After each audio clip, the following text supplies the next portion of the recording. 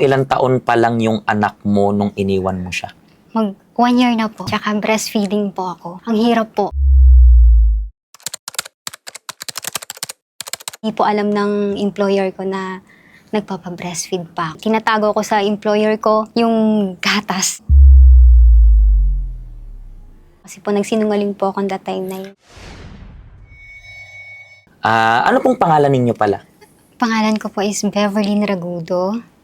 Beverlyn. Yes po. Okay. Taga saan po kayo sa Philippines? Bacolod po. Sa Bacolod. Yes, And gano'n na rin po kayo katagal na OFW? Almost 8 years po. 8 years. Pero dito lang sa Hong Kong? Yes po. Dito lang. And how many employers na rin yung meron ka? 4 po. 4. So marami kang, I believe, naging experience na Yes ikukwento po. para sa amin. Pero way back 8 years ago, anong reason kung bakit nag-work ka abroad? Para po makatulong ako sa parents ko, lalong-lalo na single mama ko. Mhm. So, yung sahod ko sa Pinas, hindi po talaga siya kasya. Pero nagtatrabaho ka na sa Philippines that time. Opo. Ano po yung trabaho ninyo? Isa po akong therapist. Therapist. Massage Mhm. therapist. Pero even though ganun yung work mo, hindi talaga kasya. Hindi po talaga. Mhm. Tsaka, lagi akong puyat. Mhm. Wala na akong time sa 2 anak ko para din akong isang OFW. Pero maliit yung sahod. Maliit po. OFW na maliit yung Opo, sahod. opo. Kasi, I believe, masipag, di ba? Kayod, makayod. Madiskarte, Yes. pero parang kulang pa rin. Kulang po. Bakit Hong Kong yung napili mo? May nagsuggest sa'yo, ganun? Opo, meron po may nagsuggest sa akin yung friend ko. Sabi niya, apply tayo kasi malaki yung sahod sa Hong Kong is umabot siya ng 29,000 pa noon. Wala pa siya sa 30. That time is 8 years ago, 29,000, malaki-laki na yun. Malaki na po yun sa akin. So sabi ko, sige, try natin. So sabay kayong nag-apply, ganun? Opo, sabay po kami nag-apply tapos ako lang po yung natanggap. Siya hindi siya natanggap. Hindi po. Bakit? Ano nangyari? Nagka-problema po siya sa medical niya.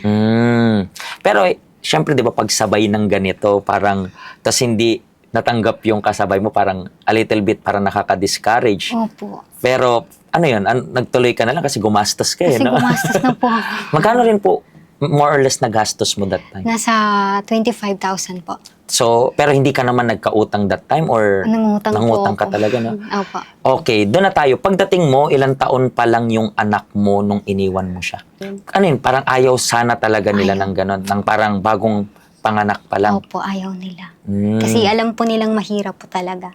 Mm. So, mahirap na physically speaking, mahirap pa emotionally speaking. yes po. So, sa first amo, how was it? Sobrang hirap kasi first time ko po. Mhm. Sobrang selan, matipid sa pagkain, tapos kuripot. Anong nagbibigay ng lakas that time sa'yo na kaya ko to, kaya ko to? Yung 2 anak ko po. Mhm. Kasi sabi ko, pag sumuko ako, babalik na naman ako sa dating mangungutang Mhm. sa tindahan para lang may pakain ako sa 2 anak ko. Sobrang hirap, Pastor. So, naisip ko na ituloy na lang. Mhm. Kulang ako.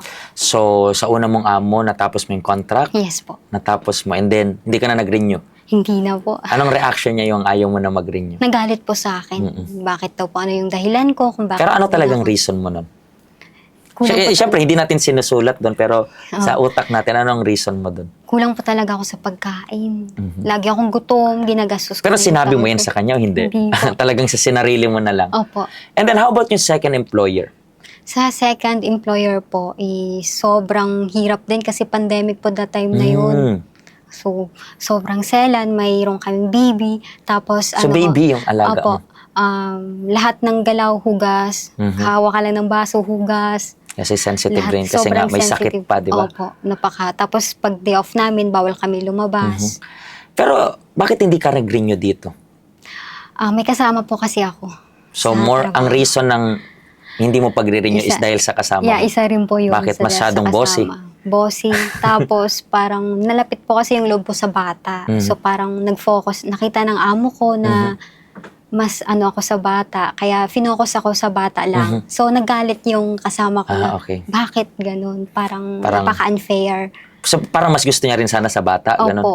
Hindi, kasi iniisip ko, ba't di ka nag-renew? After 2 years, medyo malaki na yung bata niya. Di ba? Parang, Ay, nag-break contract po ako. nag-break contract ka. Ilang months ka lang dyan? 4 months lang po. 4 months. Kasi hindi mo kinaya tong kasama. Hindi po kinaya. Nagtaka yung amo mo. Opo, nakiusap po sila sa akin na bakit magstay ka. Pero kasi hindi mo rin ano, sinabi na dahil dito sa ano? Hindi rin po. Sa mo. Nagsinungaling po. Kaya dahil kay Inday.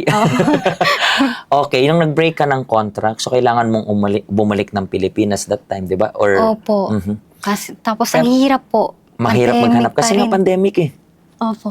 So paano yan? And then nakahanap ka pa rin nung habang nandito ka? Habang po nakahanap? nandito ako, nakahanap Okay, po yung ako. pangatlo mong employer, kamusta naman? Okay po. Ilang years ka doon? Natapos ko po yung kontrata ko. Yan naman, bakit di ka nag-renew? Ang dami din po nila. Bali, siyam po kami sa bahay. Mhm. May aso, may pusa, may bata. Tapos ako lang po yung katulong. So talagang na-overload ka naman sa trabaho. Opo. So pagkatas ng kontrata, tinanong rin nila kung bakit di ka nag-renew? Opo. Ano sabi? Ay, uwi na po ako. Magpapahinga. Pero, Papahinga, totoo, pero naghahanap ano ka po. na. Okay, ito na yung current employer mo ngayon, Opo, di ba? opo. Yan lang yung first time na nakapag-renew ka? Ganun? Opo, ito lang po. Ito lang. Nag-renew Pero ako. mas ngayon, kamusta siya comparing sa tatlo na to? Ngayon, nung una, medyo nahirapan ako. Pero tinuloy-tuloy ko. Sabi ko, hanap na naman ako. Ito na naman. So ilang years ka na in total dyan? Ano pa lang Magpo 4 po, years o second contract pa lang po. Mag-second contract. Apo. So yan is okay na, di ba? Opo, okay na. And kailan ka lang, ilang years ka na sa help center? Wala pa pong taon, 10 Wala. months pa 10 lang. po. months pa lang? Yes. Okay, so I believe within 10 months, marami ka na ring natutunan. Yes po. And then, ano yung sa tingin mong natutunan mo na applicable para sa mga OFW? Natutunan ko, maging patient. Mhm. At huwag masyadong ma-pride. Mhm. Tsaka huwag masyadong bossy din pag alam mo, minsan nag-uutos ang amo. Mhm. At which is, alam mo na yung gagawin mo pag nag-uutos, nagagalit ka. Mhm. Pero on the time nung nandito po ako, parang, okay, I have to accept. Kasi, So parang naging mas malawak yung mas lumawak yung understanding. Opo, paunawa ko. Tsaka mas naging patient ako sa lola. Okay. And ano naman po, to finalize itong program natin, ano kayang mapapayo mo sa mga kababayan nating Filipino na nag-work abroad, siguro dito sa Hong Kong, siguro nasa Middle East sila, ano pong mapapayo mo sa kanila na you believe na makakatulong sa kanila? Na lahat ng gagawin natin, put God first. Mhm. Uunahin natin yung Diyos. Kasi pag nanguna yung Diyos sa puso natin, isip natin is, parang ang gaan ng lahat. Mhm. Doon ko yung natutunan dito. Okay, so I believe na if gagawin ng taong unahin yung Diyos, hindi kasi yan religious eh.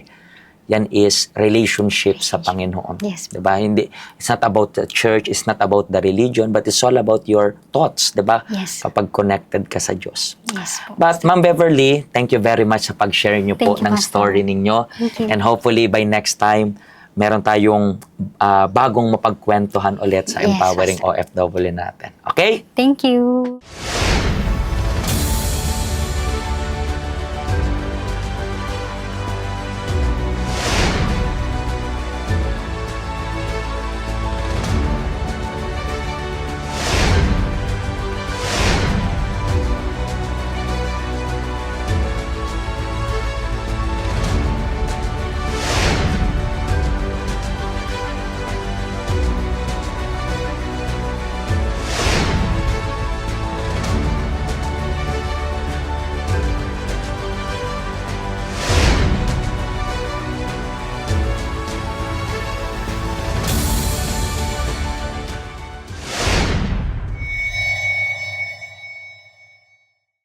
Hello, ako po si Pastor Joshua dito po sa UCKJ Help Center dito po sa Hong Kong.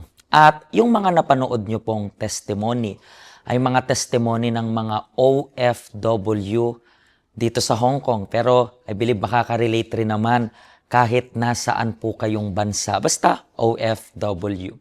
Ang Help Center po natin ay walang pinipiling religion. Base na rin po sa name, Health Center. Kung kailangan nyo po ng karagdagang information, nandito lang po sa baba lahat ng information na kailangan ninyo. Kontakin nyo lang po kami at magiging masaya po kami na matulungan ka, ma-assist ka, nasaan man po kayong bansa. Pagpalain po kayo ng Diyos.